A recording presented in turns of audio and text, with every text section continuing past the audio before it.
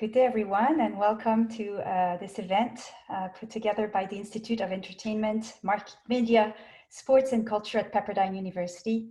My name is Crystal Antonia Russell. I am a professor of marketing in the Graziadio School of Business, and I will be moderating today's panel on navigating an uncertain future in media, and we will be discussing truth in the news. I'm joined today by two wonderful panelists and a wonderful guest moderator of the Q&A. I'll start by introducing myself and our panelists, and then we'll go from there. So, as I mentioned, I am a professor of marketing, and of course, the art and science of marketing is to try to convince people to do things, buy things, vote for things. And so it is very much a domain of persuasion. And it is not the same as sharing the news. And so my job today as a moderator will be to discuss issues of, what is being persuaded, what is fact, what is opinion, trying to distinguish between entertainment and news, or perhaps whether the lines between entertainment or news are blurred. As a researcher, my focus has been on the blurring of the lines between entertainment and advertising. And so I've been working on a lot of studies of advertainment in which we try to assess, are we being advertised to or are we being entertained? And of course, with practices like product placement, the two often coexist. So it is my great pleasure, and I want to thank Professor Granados, who invited me to be moderating this panel today. And I'm sure you will find lots of really interesting insights that can perhaps change the way we think about the news, we think about truth in the news. So joining me today are Teresa de los Santos, Rand Boltzmann, and Keith Montgomery. Teresa, I'll introduce you first. Teresa is an associate professor of communications in the communication division at Pepperdine University. Teresa is a graduate, Bachelor of Arts degree in broadcast journalism and a Master of Arts degree in media communication from Pepperdine, but she also has a PhD in media communication from UC Santa Barbara. Teresa is an Emmy Award winning television news producer, has worked at Fox 6 in San Diego and on the Fox 11 Morning News and Good Day LA at KTTV in Los Angeles. Teresa's research focuses on the effect of discrete emotions such as anger and hope in news coverage on attitude, opinion, and behavior change. She is currently involved on a research project with the Reagan Library aimed at understanding how simulations and training videos can increase news literacy awareness amongst high school students. So this makes you perfectly qualified expert to discuss today's topic. Teresa is published in the Handbook of Media Effects and Psychology and the Journal of Broadcasting and Electronic Media. At our university, Pepperdine, Teresa teaches in the areas of journalism, research methods, and leads the TV News co-curricular program. Welcome, Teresa, and thank you for joining us today. Our other panelist is Rand Boltzmann. Welcome, Rand. Rand is Deputy Chief Technology Officer at the Rand Corporation. Rand has created, planned, managed major research and development programs. And when I say major, I mean over $100 million worth, massive scale data analytics in the area of insider threat detection and applications of social media. Rand is currently Deputy Chief Technology Officer at the Rand Corporation. And he has worked previously in multiple positions, Acting Chief Technology Officer and Associate Director of Research at Software Engineer Institute at Carnegie Mellon University, as Program Manager at DARPA, known as the Defense Advanced Research Projects Agency, Chief Scientist in the Distributed Systems Lab of Lockheed Martin Advanced Technology, and as an Associate Professor of Computer Science at the Royal Institute of Technology in Stockholm, Sweden. Rand, despite his youthful appearance, has a 36-year career in artificial intelligence that started in 1983 as a knowledge engineer at Technology Corporation, the world's first commercial artificial intelligence company. Rand, welcome, and thank you for joining us today. Okay. Later on, our Q&A session will be moderated by Keith Montgomery, Next Generation Technology Specialist. Thank you, Keith. And we will hear more from you later. So to begin our discussion today, I'd like to invite Teresa and Rand to tell us what led you to where you are today, and especially how did you end up getting involved and interested in the topic that we're discussing of disinformation? Okay, I'll jump in. As you mentioned, I study how specific, well, one area of my research is how specific emotions in news stories determine how audiences process them differently, whether that be in the time spent on the study or their behaviors and opinions post-exposure.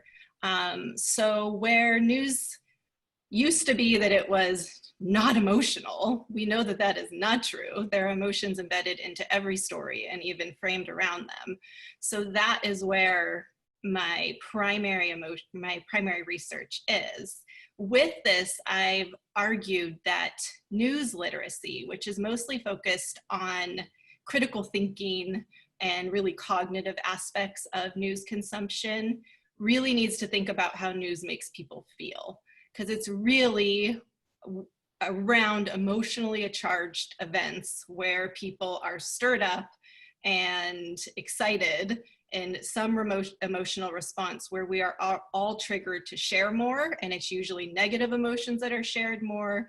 And so I would really say that news literacy needs to really involve a lot of emotional intelligence. So that's where my research spanned into this topic of news literacy. And then just being that I joined academia from a professional background in news, I really strive to make all of my work practical, real, addressing real issues. And there's no way you can be a news researcher today and not pay attention to disinformation. Behind all of the major events plaguing us today is this aspect of disinformation that comes from them. We can't agree on policies to fix and find solutions to these issues that we're confronting today if we don't agree on what the facts are. So as I do research that's pulled me into, you mentioned my study with the Reagan Library of studying high school students in news literacy and getting them, I don't think we can just give younger generations a list of here's what you need to do. So I've really been looking at simulations and training videos and things to make them part of the process or experiencing what journalists go through to get them excited about appreciating news and changing some of their habits early on. And as I train future journalists in my teaching, I also have to address disinformation. They have to know what they're going to be confronting, and accuracy and sourcing and these skills, the reasons why we have journalism schools and programs matter more than ever. Thank you, Teresa. Rand. Well, I have to say, the way I got to this, I was actually brought up to it. So my father had a steady stream, as I was growing up, a steady stream of all sorts of con men and hucksters coming to the house, trying to sell us, pitching all kinds of the wildest things you could imagine, because he found it entertaining. So, well, I grew up listening to a steady stream of this kind of stuff. So it's no wonder I became interested in it. And in fact, my original PhD thesis in the 80s, my PhD was in computer science and I was an AI person. And the original thesis was going to be called The Automatic Generation of Plausible Disinformation. So that's a long time ago. And I was, in terms of automation, I guess I was a little bit ahead of the curve there. But disinformation has been around a very long time, and it's only been received a lot of attention lately, but it has been with us. It has been guiding us. It has been manipulating us, both from foreign elements, domestic elements. The entire field of public relations was founded by American operators in the teens and the 20s. So it has a long, long history. And I think it's really history that led me to it. Thank you both. I'll get us started on a conversation about when we think about where we get our news, and people who came to this event I'm sure are interested in retrospectively thinking, where do I get my news? How do I select my sources for news? So we start maybe with a reality check. Sometimes we talk about the echo chamber which is a term that says, we tend to get our news from outlets that we want to hear from, that people who think like us. And so it seems to kind of reiterate the view of the world that we already have. What do you think about this notion of echo chamber? Well, I think we can't deny that there is radical polarization today. And of course, the simple one is just to say CNN versus Fox News. But I also just completed a study of parenting forums, and it's among all the information we access. These parenting forums, you could find a group, a site, a forum to perfectly fit every parenting strategy that you also think is best. So we are living in radical polarization, where when you get information, it can come with radically different facts as well, utterly different facts based on where you're paying attention. And a lot of people will say that social media was the change in this, that now we've all populated into these social circles where we're with our like-minded people. And I would say that that's not true. Most people know what the opposing side is. We know or what other facts around what we are gathering. We know what some other positions are, but we choose to go where there's the least amount of dissonance for us, and where we're going to feel comfortable and where we don't have to put in a lot of work. It's hard when you're challenged to think differently, or where you're not getting your way with what you want to hear. So I would also say in these echo chambers, though, what happens is trust is built down against the opposing side. So it's really a matter of rebuilding trust in other facts, and that's really hard. It is really hard to gain trust and really easy to lose it. And so in these echo chambers, it's really this trust component that is built around, we are right, and I trust my position, and I trust what I'm hearing. And that sounds good, and yeah, I'm going to keep trusting that. So I think that that's sort of the reality we're living in for some people who aren't going to do the work, because there is no denying Fox and CNN have more viewers than ever. They're doing better than ever. So for all the complaints about how right-leaning, left-leaning they are, people are choosing to attend to those points of views.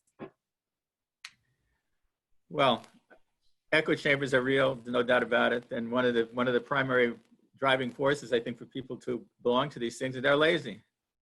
You're lazy. You sit there, you can listen to stuff, you have everything you hear is confirmed, and you don't have to think about it. So it's just requires no effort whatsoever. The thing that the technology has introduced and the change that has resulted is that it's a lot easier it broke down geographical barriers. So you can now you can be members of echo chambers, which are geographically distributed across the entire world if you want. So that makes that a lot easier. So it makes it possible to have these things more fine-grained. It makes it possible to break down geographic barriers so that you can belong to groups basically anywhere. You could be sitting, if your person likes to step at night, you could be sitting and being in discussion groups, everything with people all on the other side of the world. It's really easy.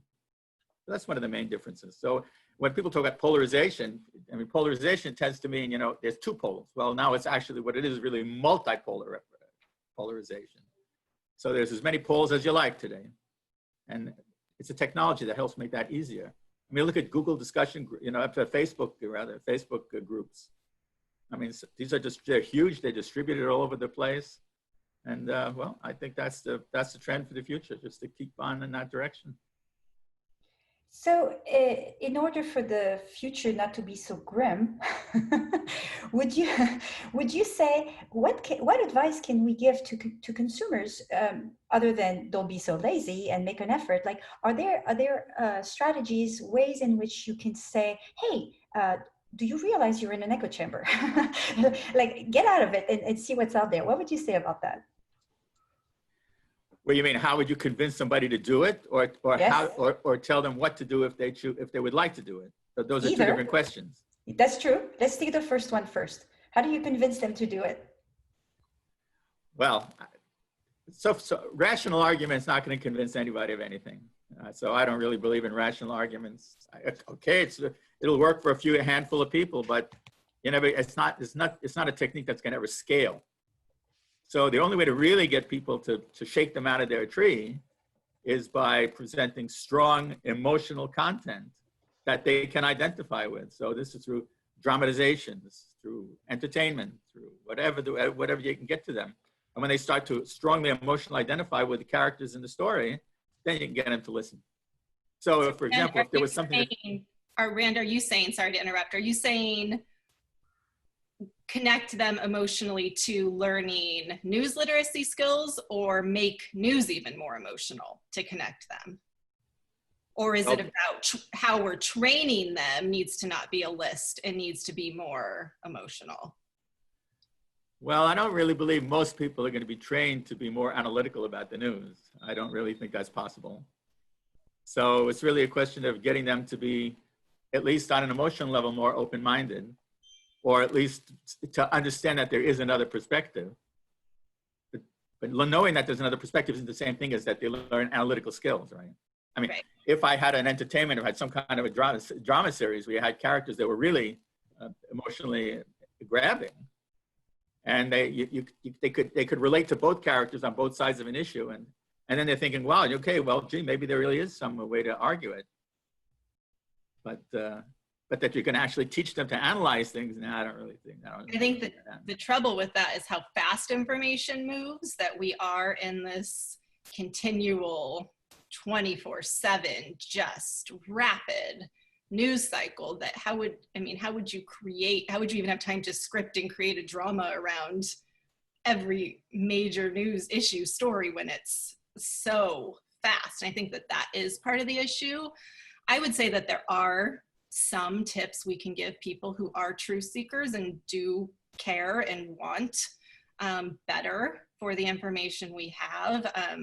But that's where I bring emotion into it. It's not just a clear checklist of do this, do this, do this. It's really, we have to dedicate some time and money to this. You have to subscribe to sources that are reputable, and know that, and you can look at, do they operate under a machinery of care? Are they really like correcting mistakes, noting things that are opinion columns or editorials? Do they have experts who are trained to be journalists? Are they transparent about their sources and where facts are coming from? And there's an agenda, certainly. When news has to make money, that's why we're in a lot of trouble. Is we used to be a system where news was an arm of the entertainment of major media companies, and they could sort of write off the 1 or 2 hours a day that might not make money. But that's not true of news anymore. So news has to make money, so there's going to be an agenda, but you better hope that the main agenda of what you're attending to is information. And if it's not, recognize, do some work, and know then, okay, I know the New York Times or the Wall Street Journal is a little bit left-leaning. So if those are going to be my sources, I need to keep that in the back of my head when I am reading something. But I would also say we have to be deliberate. You are not going to do better if you think, well, I glanced at my phone while I stood in line at Starbucks, and so now I'm informed. Because when we do that kind of skimming and fast reads of things, what we're not recognizing is we are still being emotionally spurred by them. We might not even recognize it, and we're most likely to make a mistake when we're most emotional about something, of passing on bad information, sharing things in a way that's not accurate. All of those things happen when we're most emotional. So if we're going to be better, we also have to be more deliberate about setting aside time of when I'm in the right frame of mind to consume news. And put some time and money to this, a little bit. People used to subscribe to newspapers and pay to get them and sit down and read them. So just because we have more coming at us from all over, and a lot of it can be free, we might just have to get back to a place where we're willing to do better. And I know, Rand, you've talked about a study that needs to be done is, okay, so how many people need to be inoculated against disinformation? We have to have enough truth seekers to sort of say, we're going to recognize when there's bad information and stop the flow of it. There is a promising study that just came out of NYU in April that looked at, it was a smaller, but 1,500 participants that looked at just putting credibility indicators, like either it was an AI fact check or a journalist fact check on a story, and a significant decrease in sharing of junk disinformation when those credibility indicators were put on a news story. And the study was amazing. The number one reason why people gave for sharing stuff that they knew could be disinformation was, I think it's funny. So maybe when it's noted, and sure, we'll get to a point where very quickly just those credibility indicators could be manufactured and they could be fake at some point. And then it's like, do I trust the information and do I trust the credibility indicator that's on the story becomes an issue. But there was a little bit of hope there that when people were called out and told this is bad information, they stopped sharing it. So I do think there is stuff that for the people who want better, for our 56 participants who are here right now, who I assume care about this. And, you know, I have friends who don't come from a news background, don't study this, who are constantly asking me, I've stopped watching news because I'm overwhelmed and scared of it because I don't want to make a mistake. So what can I do? I think be deliberate, find those sources, recognize, really study, have they hired people who their main agenda is getting information out, but recognize there's going to be a small agenda. There's no unbiased, completely unbiased source probably. Recognize where that falls for you. And then when you are feeling emotional, take a pause. It's okay to take a time out. News will be there the next, whenever you want to tune back in, it's still going to be happening. But take a pause, and before you share something, say something, wait a couple hours and see if you really still care about it. And if you really, really understand what you're saying and sharing. But that's the difficulty, right? And I'll come back to you, Ren, in a second. This notion of when you're in a hot state, in this emotional state that Ren says, you know, that's what people see. They see this kind of drama, emotional thing. And you're saying you should not, you know, act on these emotions. You have to be back in a colder state, more deliberate state. We had a comment come in, Ren, after your last comments that I'd want to raise, that the person in the audience is made a connection with the point you made earlier and the difference between a jury trial versus a bench trial. So this notion of like, how do you package facts and respond to facts? Do you want to comment on this, Rand? By bench trial, you mean it's decided by judges, by professional judges instead of a jury? Correct, versus jury, yes. Well, sure, professional judge, I mean, that's their business. I mean, they're supposed to be looking for the facts and they're supposed to be less emotional. A jury of random people, it's all emotional argument. It's not, it isn't the facts. I mean. And that's where, if you are paying attention to cable news, I think where somebody who's maybe not as attuned to what's really happening is really like only at the top of every 3 hours is their actual news that's been written from wire copy from the Associated Press, from Reuters. And then they're going to pull in a panel of experts to discuss those facts that came out at the top of the hour. So if you aren't paying attention of when you tune in, so that could be the difference between, you know, the jury who is a news anchor reading copy that's been written and is from fact versus then this panel that comes in right after and their only attribution are their own points of view. That's where we can get ourselves into trouble too. But can I'd like to hear from you, Rand. Yeah, go ahead. I was saying, one time I attended a moot court competition at the University of Washington Law School. And the judge in the competition was actually on the Washington State Supreme Court. And she gave a very interesting speech, I thought, before the competition started. And here is her advice to the first, you know, this is the competition that takes place after the first year of law school. And here's her advice to first-year law students, those who had just completed their first year. She says, listen, when you go to a trial, the first thing you do is you convince the jury of the righteousness of your cause.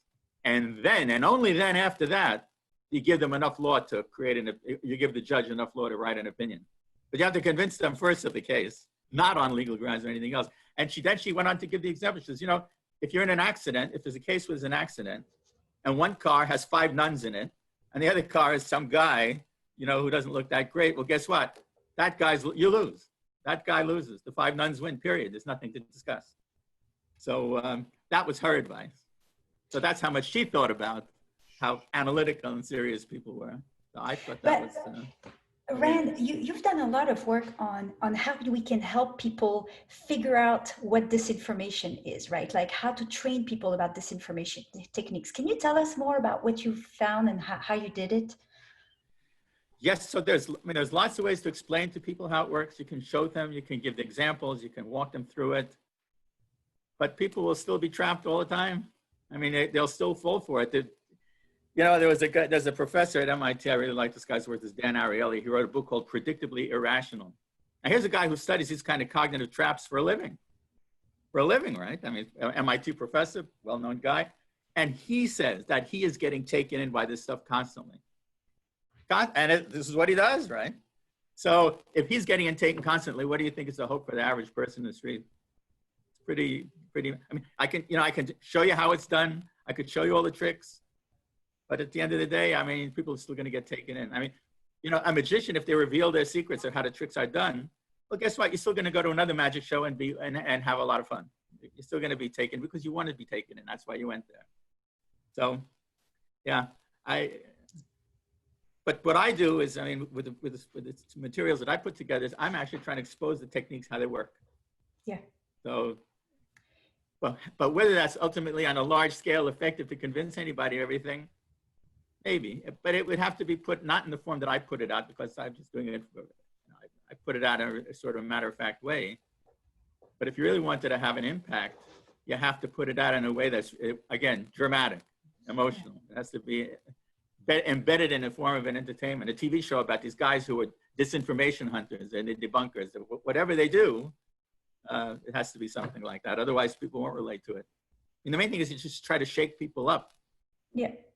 It is a form of literacy, right? I mean, this corresponds to what you're doing, Teresa, with your literacy campaigns. How receptive are your high school students when you say, you know, let's debunk the news making process? How do they respond? It's been so fascinating. So we, at the Reagan Library, they have the Situation Room, where there is a heavy news component, where there are news teams getting information from inside the Situation Room, and it's coming out, and they have to deliver reports and tweets. And so they really go through the process of how a real breaking news story would happen and what journalists experience. And I think that really is important for audiences to understand. I think one thing journalists can do about this is be more transparent about what they do every day, why they made the choices they made, why the sources are the sources who ended up in their final 2-minute news package at the end of the day. And that will help audiences too know where, you know, something might have been left out for a reason. But all of that said, we interview the students at the end about just their perceptions of news and how they pay attention to it. And it's been very interesting. A lot of, I can't trust anything, the only truth is my own, where they have grown up in this. Really, they've grown up in this. They have very little trust of any information, but our results are promising. We are in preliminary data analysis of our full experiment, where some students were exposed to a video of a journalist explaining the process before they went through the simulation. Both groups, taking into account their pre-test levels of news literacy, news appreciation, understanding of news sourcing, increase, and the group that sees the video and goes through the simulation has a significant difference on all 3 of those things. So we are seeing for younger generations, if we put them through it and let them experience it, and it holds 2 weeks out. We've tested them 2 weeks out and it holds. There is, you know, some promise of, no, we can't just give them a list and say, go do your homework and do better. But if we can engage them through these really intense experiences, then they can say, whoa, I better pay attention more because I made a lot of mistakes in that simulation. They all make mistakes. They all put out wrong information. So when they can see that, we're starting to see that there's some hope there. You know what I think is a great example of what works. So suppose you want to teach your kids not to eat hot dogs. Hot dogs are bad, right? You know what you do? You take them to a sausage factory and you show them how. There you go. You're not just giving a list of all the crap that goes into a hot dog. No. You take them to the factory and you show them the horrors of what's really involved in making this stuff. I mean, how really horrible it actually is. Then they get impressed. Then they're going to say, well, yeah, okay, let's, all right, I'm not going to eat any sausage anymore, but they're not going to know why or think about it. They're just going to, all they're going to be left with is this horrible impression they had of the factory and all the awful things they saw. So that's, I think, pretty well. We have a comment from, thank you. Yeah, that's great. This is a very visual image too. They were like, oh no, never mind. We have a comment from the audience exactly about that. Like, what are some of the techniques that people should be aware of that the media are sometimes so good at making disinformation seem so believable and like knowing the tricks and understanding what goes on behind the scene? Like, what would you say are some of these things that the audiences should know is happening, other than making everything dramatic and entertaining? But like, can they pick up on whether something is kind of made up? And well, okay, I think the best thing to do is give you an example. And this is one of my favorites, and I use this all the time. So this is an example. It turned out it didn't take place in the US. It took place in India a few years ago, but it's a real example, but very dramatic one. So this is in a town in a state of India called Uttar Pradesh, where you have both Hindu and Muslim populations living side by side. And there's a lot of tension between these two populations. So there was an incident in 2013, I think it was, where a Muslim boy was hassling a Hindu girl. So she went to complain to her brother, and the brother and his cousin, they went to pay this boy a visit, and the boy ended up dead in his visit. So this set off some pretty significant amount of violence. So some guys did what I like to call the cognitive vulnerability analysis, which is a fancy way of saying, what is your audience prepared to believe without too much critical thinking? So somebody did that, and they put up a video. Just as the violence was starting to get, really out of control, they put up a video that showed two guys getting beaten to death in a really ugly, ugly way.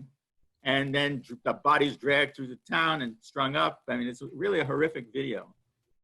They put up the video and they said, it's those two Hindu guys getting beaten to death by a Muslim mob in retaliation for the death of that boy. When that video went up, the violence got so out of control that the Indian government was forced to send in like 13,000 troops to put down the violence. That's how bad it was. Now, it turns out that the video, it was a real video showing two guys getting beaten to death by a mob. That wasn't fake. What was fake is that it wasn't those two guys. And it wasn't even in India. It was an event that had occurred in Pakistan a couple of years earlier, which had nothing to do with Hindu-Muslim relations. It was all about two guys getting caught as thieves in a village. And the villagers went nuts and beat them to death. So why did that work? It worked because somebody realized that that's what the audiences were prepared to believe. And they just drove a wedge and, okay, what a great opportunity. So in fact, I would say all effective disinformation is built on some kind of a reality. You have to understand where the cracks are, and you just drive a wedge through it. So you're trying to recognize these things. When you see a situation forming, and you see these events or stories starting to come across or rumors starting to fly, what you need to be asking yourself is, what's really the intention behind the rumor? What are they really trying to accomplish? So like this, for example, this with a video, it turned out in India, there's a lot of suspicion, never been proven, of course, that it was the Hindu Nationalist Party that put this up to try to fan the flames of, racial problems there. So, but that's it. That's one very common technique. Mm-hmm. And it's very effective. It works all the time. It works here, it works there, it works yesterday, it works today, and it'll continue to work tomorrow. 100% agree. I would say it's be most on alert when it's the most emotional events and the ones with political decision-making potentially at the end of it, where there are going to be interested parties in skewing beliefs and trust and opinion. So really take note of those. I think we have to be careful of not only video now, but now we all know of deep fakes, where you can, in a really sophisticated way, even make it look like somebody is saying something. It's not even, editing a soundbite together or cutting it off anymore. It's becoming more and more sophisticated. So when you think, this seems out there, I'm being drawn in, cross-check it. Make sure you're seeing it multiple places and from reputable sources. That's an easy Google News search just to make sure that the information shows up at the top and it doesn't immediately show you like false news story spreading on this, because that will become a news story pretty quickly when something really big is spreading. So do a quick cross check when you're getting sucked in and feeling really like, ooh, this is something. And it shouldn't come up from a reputable source, and it won't. It'll probably come up as bad information is spreading right now on exactly this. Yeah, thank you both. I mean, my final question we've already addressed is, what can we do? And I think that, you both echo this notion that when we're feeling emotional, of course, we're going to be drawn in and we're going to be, excited, and it's going to be, but we need to kind of cool down and have it maybe what we sometimes refer to as mindfulness, like be mindful that we shouldn't be just driven by our emotions, have this notion that in marketing we call persuasion knowledge, which is just knowing that there might be a bias and that we need to recognize it before we just kind of gobble everything that's being given to us. So it's time for us to open to our question and answer session. I would just say, to conclude this panel discussion, thank you for sharing your views, for giving us hope that we're not just, so gullible. Although, we recognizing that we are and can be gullible, I think is part of not being so gullible. Any final words of advice for graduates, professionals, people that consume the news before we turn over to Keith for the Q&As? You mean for students who want to go into this as a profession? Yeah, or people that just consume news. Well, if you're willing to put in the effort, then there are sufficient resources out there to navigate your way through it. But it takes a lot of work. So you have to make a conscious decision that it's worth the effort to put in. Then you can find those things because they are out there. Yeah, be deliberate and put some time and money where your complaints are. So we have gotten to a point where there's a lot of information that's out there for free, but journalists and news organizations, in order to really do a good job, they're on tighter budgets than ever, with fewer people than ever. So for the people who I know and the students who I'm training to do this, if you would see what they're getting paid to start out and do this, it's not good. And so we're going to get the quality that we're willing to put in terms of time and money. Yeah, thank you. Thank you both. Thank you. Let's all be more deliberate. And with this, I will now turn and open to Keith for the Q&A session. Thank you, Keith. Great. Good. So thank you all. Yeah, a little bit about my background, so where I'd like to focus us, because we have a lot of questions in the Q&A, and I ask people to direct them because I'm seeing a lot of different ones come in different places. My background, where I'm focused, as you said, is a next generation technology specialist, and I created something called the Sustainable Disruption Management Framework. What I care about is people, as Rand said, they're very easily taken out of their rational minds. And I see disruption accelerating. So the idea of resilience is very hard to come by. So to me, disinformation, I come at it from that point of view, is it's very easy to reach a populace that's constantly being in an uncertain place and very much an irrational place. So I see a lot of questions that are going on around how the sausage is made. So one of the things that we could start with is just the idea of, let's talk about propaganda, Rand. And let's talk about the recipe. Just a simple recipe of how do you create propaganda? How do you create propaganda? Well, well, first of all, you have to figure out what is the message you're trying to sell. Mm-hmm. You're trying to understand where is your audience right now. Mm-hmm. And then you plot a path how to get them from where they are now to where you want them to be. And, you have to be, there are lots of different techniques having to do with specificity, versus general, versus, all sorts of things you can talk about, spreading rumors. There's all sorts of techniques that you might use. But one thing that you could do today that you couldn't really do so well before is you can actually do things dynamically. So one of the tricks that the Russians like to use is the Russians don't worry too much about consequences of what they say. So they can throw all kinds of stuff against the wall and just to see what sticks. So they can experimentally determine what the best kind of story is to tell, because it's easy, just put it out there, see what happens, see how people react. So that's one technique. If you're in an environment where you're worried about blowback and you worry too much about what you say, well, then you're kind of stuck, actually. So the Russians, in that way, their approach is quite useful, I think. So one of the things you can do with the environment today is you can put stuff out there continuously, and you can gauge people's reactions to it almost in real time. I mean, you can really, it's pretty easy to track with the information environment today how people are reacting to what you're saying. So you got to continually fine tune your message, because remember, like I said before, you're always looking for the cracks to drive your message into. You really try, where are people's weak points in the thinking? I mean, if you look in Germany, for example, in the 1930s, you know, people were really afraid of communism. They were scared to death of communism. Well, so Hitler got up, hardcore anti-communist line. He's going to save everybody from the communists. It worked. I mean, that was a good approach. So you got to look at what people's fears are, and you have to exploit those. I mean, that's kind of a basic principle. What are their fears?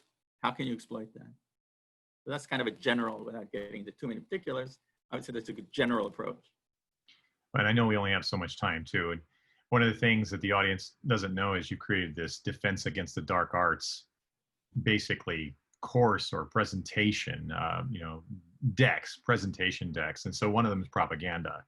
So the idea that recipe is laid out there. I know it probably would take a while, but there are a lot of things that have recipes that people were asking about.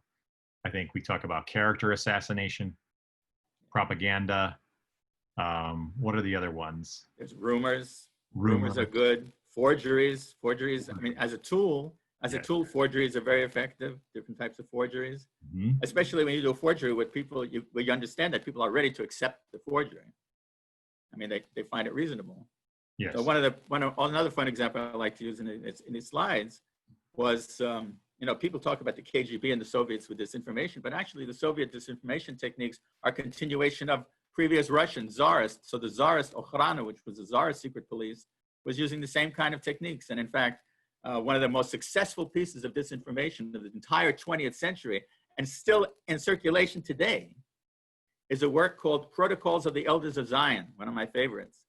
And this is about massive Jewish conspiracies worldwide to take over the earth. This was created by this guy named Rachkovsky, who was the head of the Okhrana, the Tsar's secret police office in Paris. And it was released in 1902. And this thing is still in circulation today. It's fantastic. I mean, this thing, when it was released in 1902. In the early 20s, Henry Ford got a hold of this. And Henry Ford printed up like 500,000 copies of this piece of crap, and he had it distributed. And in 1927 or thereabouts, when it was debunked by the London Times, Ford's reaction was, well, okay, I got bad information, so what? But it was still plausible. Still, he thought it was plausible. And it was used, this thing has been used by the Nazis, it's been used by the Soviets, it's been used by all kinds of people, and it's still out there today. So this was, but why? Because it exploited something which was out there. And it did it in a very effective, very emotional type of a way. Even though it was completely bunk. Yeah. Oh, yes. It's total nonsense. The whole thing was just ridiculous. In fact, what he did was he took a political satire piece from the middle of the 19th century, which was about Napoleonic politics, had nothing to do with anti-Semitism. And all he did was make a few wording changes and wrap some text around it. And voila, there it was, the protocols. It was a spectacular piece of work, really. Very impressive.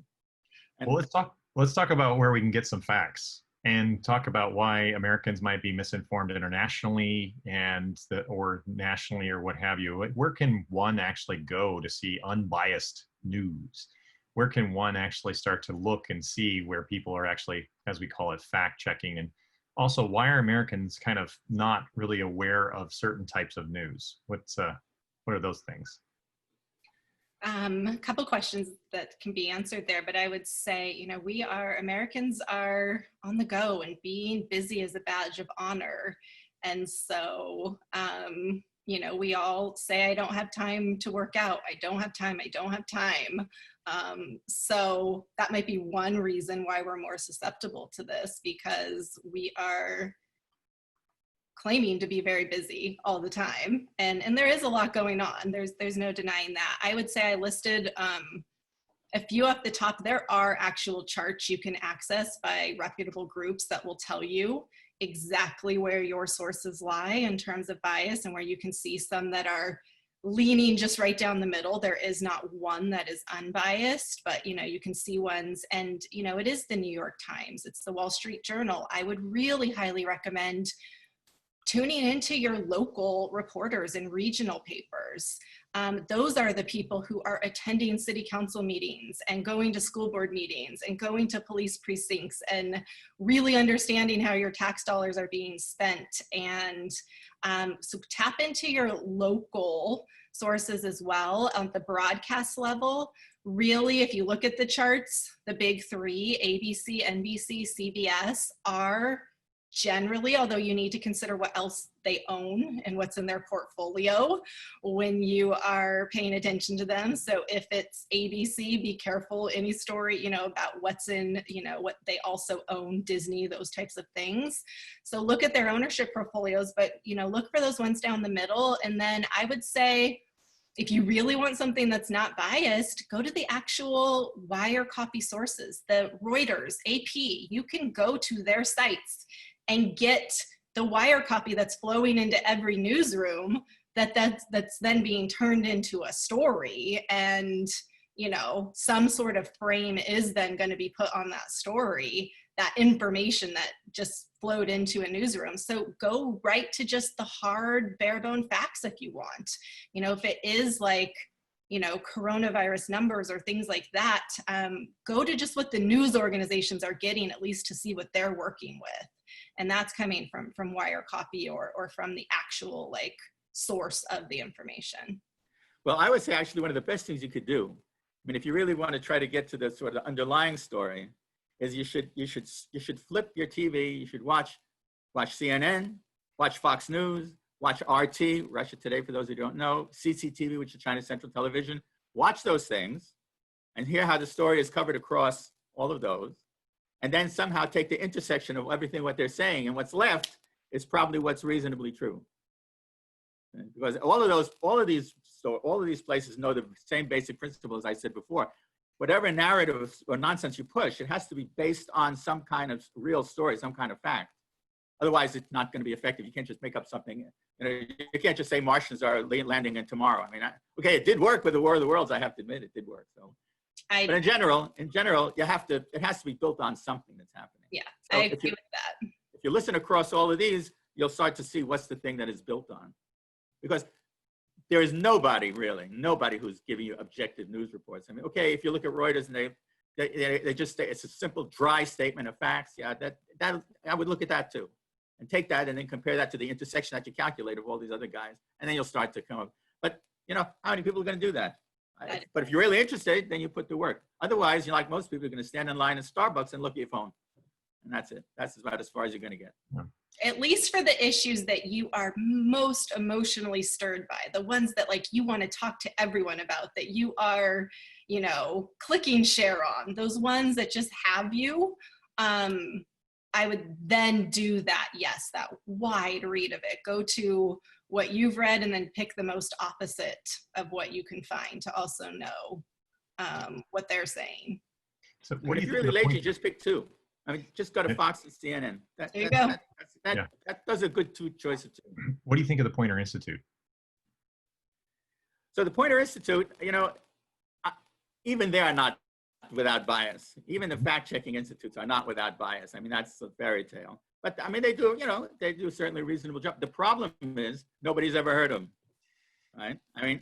They spend, these are fact-checking networks like Poynter.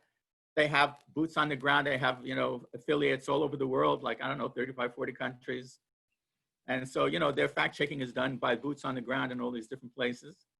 But they spend all their money doing the fact-checking as they see it. But they don't spend any money in actually getting the word out to anybody. So that's unfortunate. So, but if you want to know, they're there. You can actually absolutely have a look. But then I would look at more than one, right? Then you got to look at Poynter. You got to look at there are so many of these fact-checking networks out there at the moment that even there, if you check across all of them, you're going to find inconsistencies. And well, the facts are not always the same across all fact-checking networks either. So even that's not perfect. Yeah.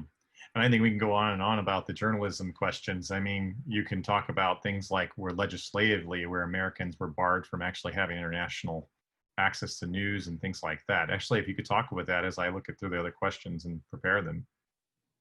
Barred? Who's barred? You got well, the Voice of America and legislation it's based on. Yeah, but that's almost irrelevant now because now. Yeah, I mean, you have the internet. You're not barred from anything, right? We're trained as is what I'm trying to say. There's a certain training, certain habits, and I don't think most ignorant. I don't think most of the people out there would know that that's been the fact in the United States. Yes, it was. I mean, it was true until what used to be called the Broadcasting Board of Governors that was responsible for the Voice of America, Radio Free Europe, Radio Free Asia, all of these things. They were not allowed. It was illegal for them to expose U.S. persons to their content until 2013. And this was all because of something called the Smith-Mundt Act, which forbid the use of the American government use of propaganda on U.S. citizens. So while they, on the one hand, they were saying Voice of America is not propaganda, it's true, accurate news, they were forbidden to expose U.S. persons to their content because of a ban against propaganda on U.S. citizens. So you don't get a very consistent story, but now it's openly available. Anybody can hear their stuff, as well as everybody else's. I mean, you can listen to anything you want now. 2013 was a long time ago. So, so politicians, we're asking a lot. We want to stay apolitical here because I see a lot of questions that go around this. But I think one of the questions I keep seeing or something is, politicians lie, or do they lie? And we like to point fingers. They're the liar. They're the liar. But when we're talking about disinformation, are just some politicians more smooth than others? Are they all basically using disinformation to be able to move the masses in whatever direction they want to go? I mean, I'm seeing so many questions on this subject, so I'm trying to put them all in one ball. What are your thoughts on that? Well, a professor of philosophy at Princeton wrote a great book called On Bullshit. It was like a 25-page article, really, really interesting. I mean, this is a well-known, Harry Frankfurt is a well-known professor of philosophy.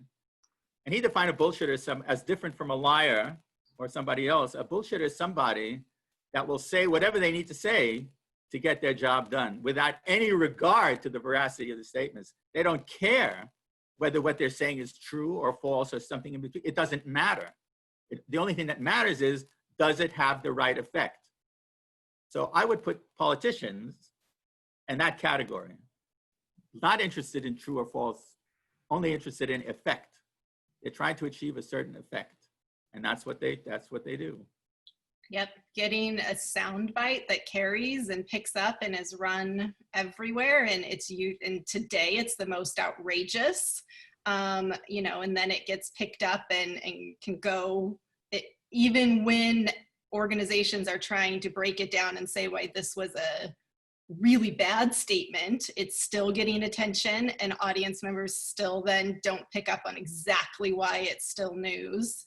And I would take this back to the journalists too. We have journalists now in press rooms who are provoking to get the craziest soundbite possible, asking the questions that are going to really be these hot button provoking things. So they'll say what they can to spread as far as they can. So I certainly wouldn't rely on any politician to get at the truth of anything. That would be a very serious error, I think. And that is a totally nonpartisan statement. I would apply that to anybody who is an elected official. Because otherwise, how could they have gotten elected? They certainly wouldn't have gotten elected because they really are good guys. I mean, they got elected because, well, they told people what they needed to hear. That's how it works. So Mr. Smith can't go to Washington. No. Well, if he does, he may have gone as Mr. Smith, but he's going to end up as Mr. Jones. I mean, that's somebody else. Otherwise, if he wants to stay Mr. Smith as he went there, he won't be there very long. Okay. Got it. Well, Mr. Joneses have been harmed during this filming. So making money in journalism and the cross section of media entertainment, but news becoming entertainment. And where is the news? We were talking before about Poynter Institute and the other groups that are out there. We can do some fact checking, start to look for some sources, just kind of triangulate on the truth. But how about the fact that clicks and eyeballs Mhm. keep newsprint or newspapers or news cycles in business? Absolutely. How do we navigate that? I'm seeing all kinds of questions on just, you know, There is no denying I've been in plenty of control rooms where we have a really, what we would say, informative, well put together newscast put together, and then a car chase happens. And we put the helicopter up and we just follow it, and the numbers skyrocket. We don't lose any of our audience, when normally you always lose your audience throughout a newscast of, you know, they might start out and then you lose them. Everybody stays. And so when audiences, what happens is audiences want the dessert. They want the celebrity scandals and the chases and the most sensational, because that is what is entertaining and enjoyable to watch and doesn't take a lot of thinking and hard work and doesn't challenge us too much. And so when news has to make money, they follow their audience. And so that is why I say, like, we're in this cycle where either we have to find a solution where news isn't as profit driven and isn't held to advertising dollars in order to operate, or audiences have to stop tuning into all their dessert first. You know, think about when you're standing at a checkout stand in any grocery store throughout the entire country. It doesn't matter whether you're in Manhattan or in a small town of 100 people in the Midwest somewhere. There's always one newspaper you're going to see at the checkout stand, and it's always the National Enquirer. You're not going to see the New York Times, you're not going to see the Washington Post, but you're going to see the National Enquirer. You need to ask, well, why is that? And in fact, I would highly recommend to the entire audience, there was recently a great documentary on the history of the National Enquirer that was put out. I think it was actually produced, oddly enough, by CNN. I think so. But it's a really great, I mean, you watch that and you're really going to get it. I mean, you really see. I mean, this whole business about newspapers, the way they are and the reporting, this didn't start yesterday. The first newspaper to actually take advertising and write sensationalist nonsense stories was at the beginning of the 19th century. I never remember the name. I think it was maybe it was the New York Post or something. You know, that was at a time when the circulation of a newspaper had, you know, maybe 1,000 or 2,000, you know, readers, and newspapers were expensive. They were like 6 cents. It was really a lot of money. And they were all very political, these newspapers. And one guy came along and he said, you know what, I can do better than that. And he charged 2 cents for the newspaper. And he got the idea to take advertising. And then he started writing all kinds of incredible stories in the paper. He originated the concept of a court reporter. He actually went down to the courts, and he was writing down stories about all kinds of nutty things that were happening in the courts. One guy swinging another over a goat, whatever kind of crazy things there were. And he started putting these stories in the paper, and that really got people's attention. And then he invented the idea of a crime reporter, and he actually hired the first real crime reporter.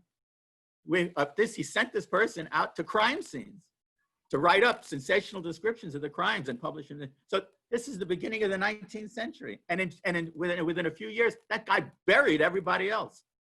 His circulation went to, you know, everybody was at 1,000 or 2,000. His circulation went up to 11,000, 12,000 people within, I don't know, a year. I mean, he wiped everybody out.